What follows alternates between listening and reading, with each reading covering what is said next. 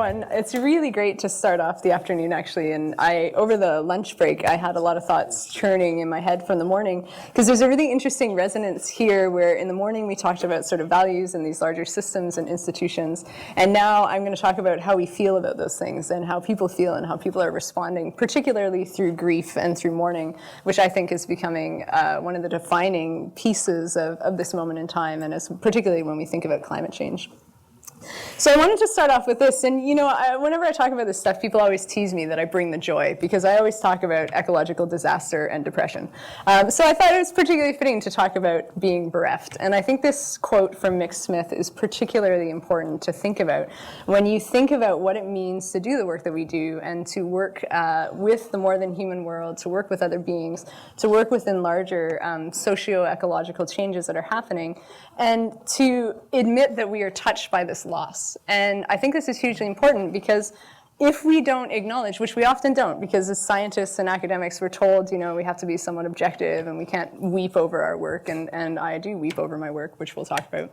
But we are touched by this loss, and whether we consciously or unconsciously understand it, we are living in what Mick Smith calls this ecological and ethical and political community with other species. So not just with humans, but with others and who we occupy this world.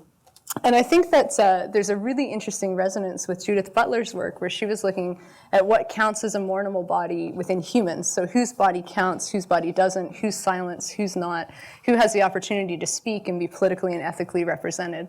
I think that we can actually extend this beyond the more than human and think about it with an ecological focus. So what I want to think about today and sort of collectively talk to you about and collectively think about is what is gained in tarrying in grief when we think about mourning nature and we think about ecological loss, and we think about how do we embrace our collective responsibility for what we have wrought on the planet and on other species. Because it's a heavy burden that we face, and I think it's something that consciously and unconsciously humanity as a whole is starting to deal with, these mental health impacts coming from a very rapidly changing climate and environment. So the roots of my ecological bereavement really started when I was a child, when basically for the first sort of 10 years I was lucky enough to not experience human loss, but I experienced some very serious ecological loss. And I remember each one of those as highly traumatic events, but I had no voice or no support, and no one really understood why I was very sad that sort of these two beavers that I went and visited every day after school were suddenly shot by some jerky older kid and left to die. And I was depressed for weeks, and my parents, I wanted to sort of snap me out of it, and they're saying, oh, it's just a beaver, it's just an animal, or, all of those things that we have. And so, I never had words or experiences, so I just kind of suppressed that ecological loss. But that was my first framing as an individual, was always the loss of the environment before people. And then it was something that sort of shaped how I looked at the world, but I never really had sort of a language or a framework to speak about it until I started working in Inuit Nunatsiavut, which is the Canadian Inuit homelands. So this is the area that you're seeing up here. For most people who are familiar with the Canadian Arctic, Nunatsiavut is the one that people know the most. There's also 3 other Inuit settlement regions and another one that's under land claim right now. So there's the Inuit Settlement region, there's Nunavut, and then there's Nunavik, which is sort of a bit obscured in this because I wanted to pop out the area that I work in. And then there's Northern Labrador and Nunatsiavut. All of these communities, as you can see, are all remote and they're fly-in only. And people across the north continue to live a semi-subsistence lifestyle. So a lot of people are still actively involved in hunting and trapping and fishing and foraging, and are very connected to the natural environment for all aspects of life, including cultural expression, including ethics, political expressions, and overall health and well-being, particularly mental health. So this region that I have highlighted here, it's the newest land claim settlement region in the north, and there are 5 communities of Nain, Hopedale, Postville, Makkovik, and Rigolet. And about a decade ago now, the Rigolet Inuit community government was really concerned. They are in the fastest changing region in Canada, and they were very concerned about what they were seeing with climate changes and how it was impacting health and well-being. So I joined a team of Inuit and non-Inuit researchers, and we started looking at what are the linkages between sort of changes in the environment and people's health. And, it was really sort of thought that the majority of the changes we would be seeing were around food security, and that's what the community government thought. But what ended up happening was in the first year, we talked to 80 different people, all different ages. And no matter male or female, young or old, no matter what their background was, the overwhelming mental health impacts were the #1 concern that people had. The sheer level of distress was overwhelming. So this is what started off a long sort of examination of how the environment is impacting our mental health and our well-being. And so before I kind of go into some of those details, the one thing that I do want to really point out, because we are talking about larger processes, is what happens when issues like climate change and environmental change interact with other colonial legacies. So across the Canadian North, and including in the Nunatsiavut region, there's a long, long history of land dispossession and of forced relocation, so where people were taken away from their beloved areas and moved into other places. There's a history of residential schools where the children were taken away and forcibly enculturated into, sort of a non-Inuit way. And there's a continued impact on mental health. And so this is widely documented for many Indigenous peoples across Canada. But I love this quote that came from one of the mental health workers in the region about people don't know how to love because they were never loved before. And I think that that is an incredibly powerful framing. So you have communities who have been dispossessed of their land, of their culture, of their language, and who are dealing with a large amount of intergenerational trauma. And so there are much, much higher rates of drug and alcohol abuse. A new paper just came out in the American Journal of Public Health just last week for the region, and the rates of suicide for the Indigenous people in Labrador are 20 times higher than the non-Indigenous populations. So there's already strong mental health distress, and there's not a lot of mental health resources to support it. But I always hate framing that because there's also a tremendous amount of resilience. And what happens is we see in the media this sort of doom and gloom of, Indigenous peoples and their poor mental health. But there's also this incredible resilience that comes from an enduring culture of over 4,000 years in the region, that comes from the land, that comes from the ability to find strength and solace in the environment in a very different way than I think others of us have been lucky enough to experience, because I do think it is something that is quite a gift and quite an opportunity to have that relationship with the natural world.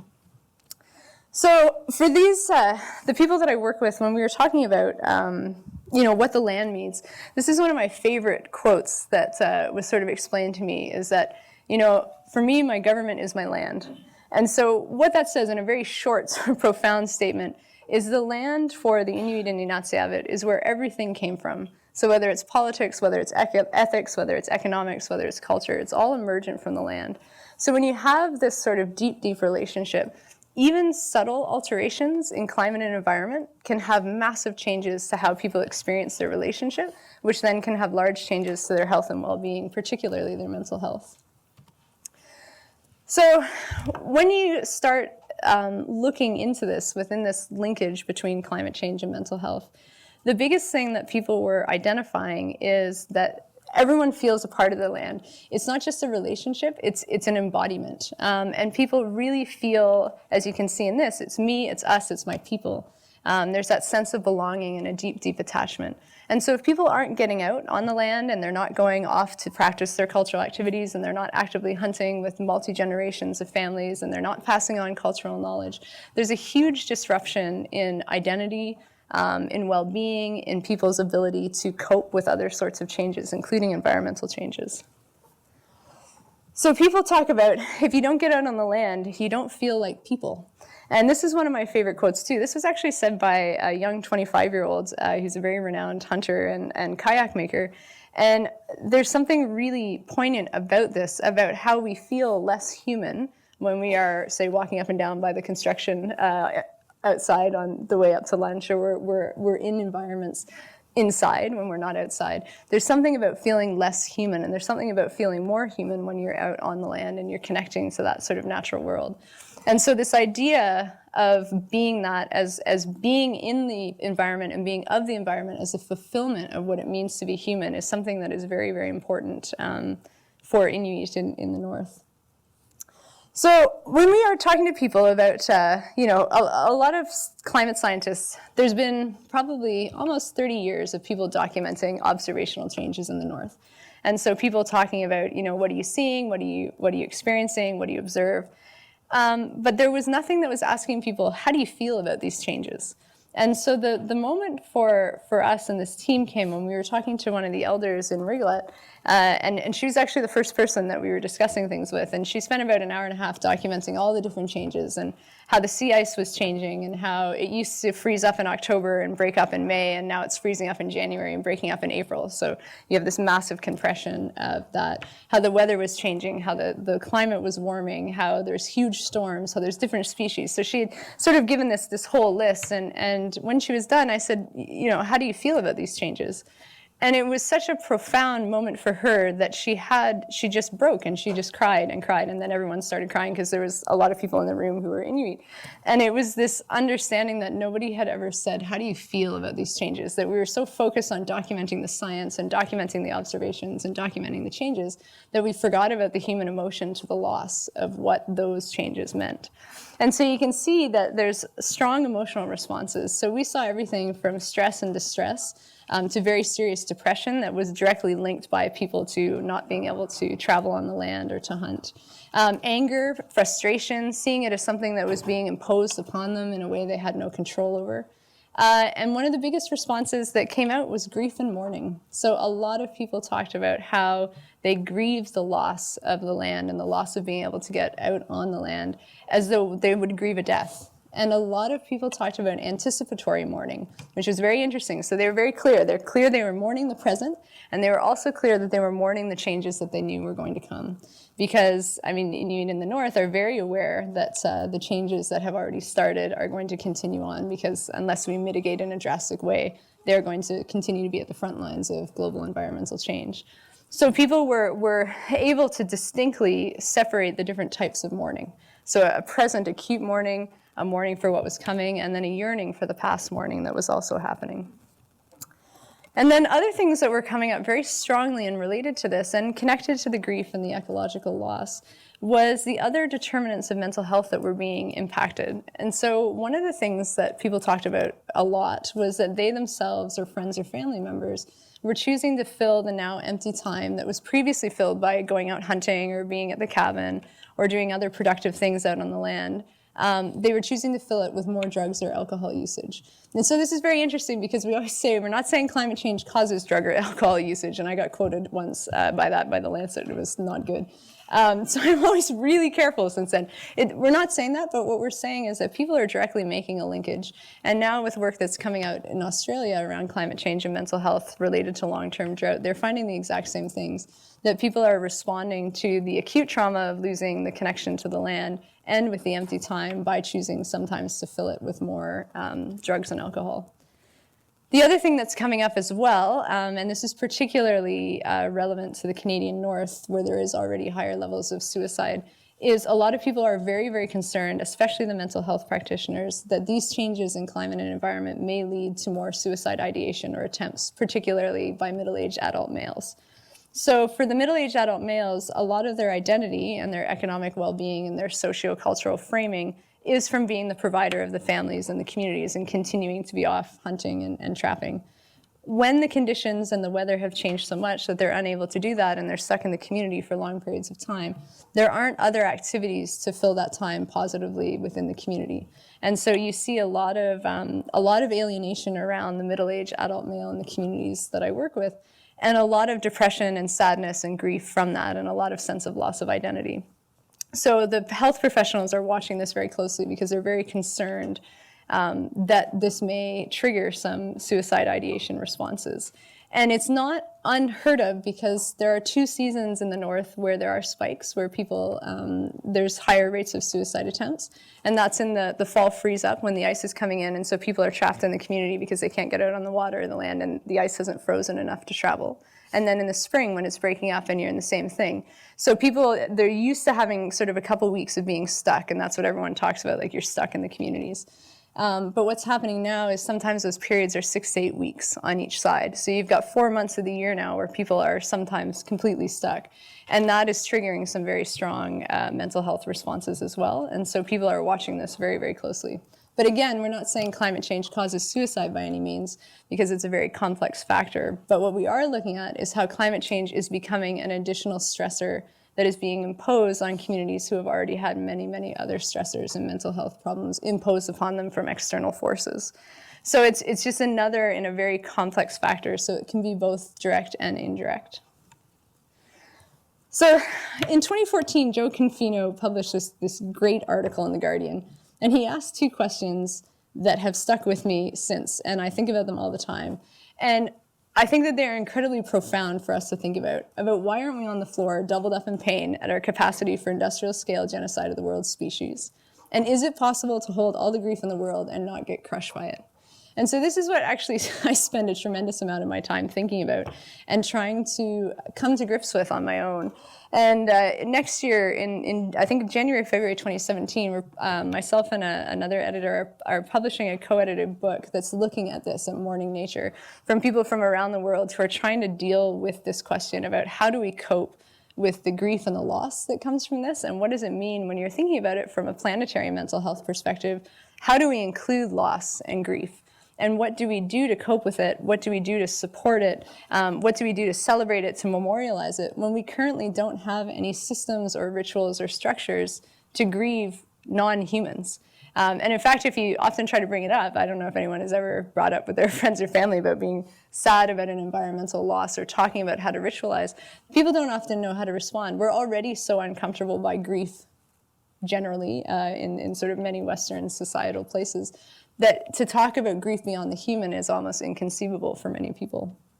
So I think thinking about how do we cope and how do we recover, and is there a way that this grief, and as Judith Butler in that quote that I shared at the beginning, is there a way that we can hold the grief and that we can use the mourning in a way that it can become ethically and politically productive? So is there a way that this grief can be, as you see here from Burton Christie, a restorative spiritual practice that reminds us of the bonds that we have with the more than human? So is there a way that instead of hiding from the grief, or instead of turning away from the loss, or not taking responsibility for it, is there a way we can embrace it?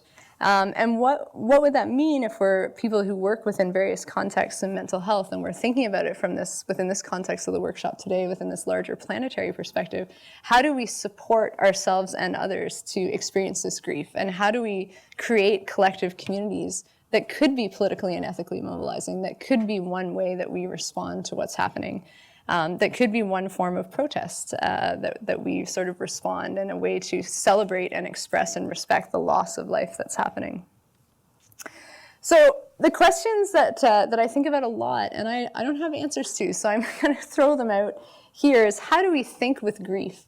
So, Judith Butler raised back in 2004, what counts as a mournable body? So what counts beyond the human as a mournable body? We already have in our human sort of species so many bodies that don't matter, that don't count, that aren't grieved, that are considered beyond the grieving process. So how do we extend that even further? What does that mean? What would it look like?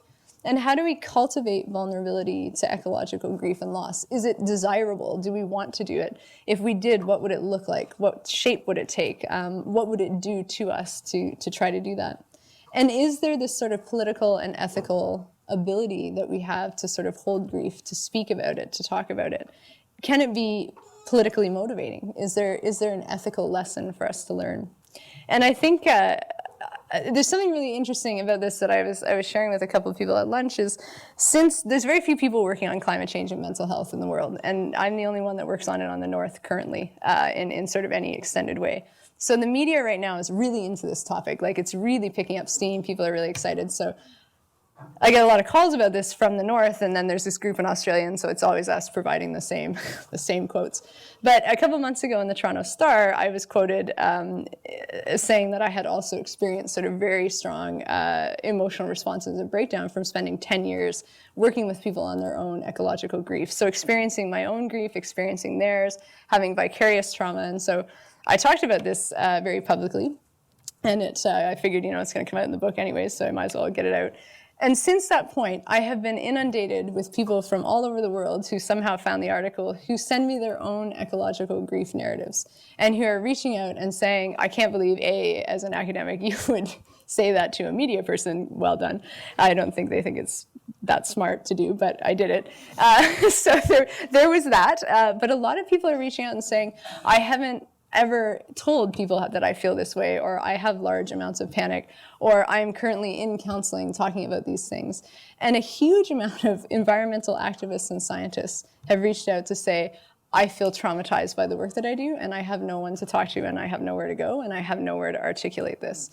And I find this fascinating, and I think that what is happening is there's so many of us working in this area, and you can academically focus on it, and you can be politically motivated, and you can be policy motivated, but there's this emotional cost that we're not often talking about, and there's an emotional cost that we're not coming together to discuss because it's not as encouraged. And I think that what you're seeing is people who know a lot about this topic and who are embedded in it and know the ramifications, who work in it and support others, also need that support.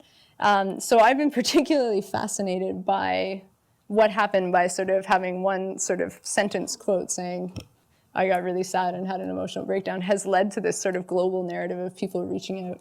And I think there's something important for us to do in this and for us to think about it. So one of the things that I'm thinking about is, there's this phrase, and from Freud right on up to Derrida, about the work of mourning, about the labors of mourning.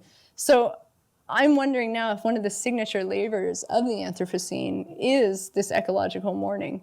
Is this one of the jobs and labors that we have to face on a very deep spiritual, mental, emotional, cultural, psychological, socio-economic perspective? Is this one of our main labors? I'm not sure. I don't know if I'm just embroiled in my own still ecologically traumatized state of everything that I see all the time. But I think it is one of our signature labors. And I think it's important that we talk about these things and that we move forward. And the way that I made it out of because I did hit a really very bad period of time where I even manifested, I was actually typing up my thesis, and I even manifested physical abilities where I got a strange nerve problem where I couldn't type for about 6 weeks, which was a really interesting response, until I dealt with the emotional piece. And it was actually an elder in Rigolet who said to me, why do you have the privilege of breaking down emotionally and not moving forward when we do not? And I thought, you know what, that is so true. It is a privilege to not move forward within the grief. And so with the help of that elder, we talked about how do you embrace grief to move forward, and how do you then use it to motivate you? And how do I not allow myself to continue my privilege of being able to remove myself enough to deal with it? So I think that this is one of our labors of the Anthropocene, is trying to figure it out. And as a community of people who work in mental health, I wonder how we can help, and I wonder what we can do. And I know there's already a lot of ecological counselors out there, and things are moving, and there's eco-psychology, and there's like this whole, it's like this global dialogue is waiting to jump out. And when you look at the American Psychological Association, the Lancet Commission, things that are coming out now, I mean, first it was climate change is going to be the biggest public health threat of the 21st century, and now it's actually going to be the biggest mental health threat of the 21st century. And the predictions now are the impacts of climate change will be far more wide-reaching than the public health impacts, and that this will actually be our defining moment for people working in mental health. Well, how do we deal with the direct, the indirect, the acute, the non-acute, the slow and the creeping changes that people will experience? So that's sort of where I want to leave it, is this our signature labor of the Anthropocene? And there's the books if you want to see them after. So there you go. I bring the joy. It's all sad. Everyone else tried to end with something positive, and I end with, let's stick with grief.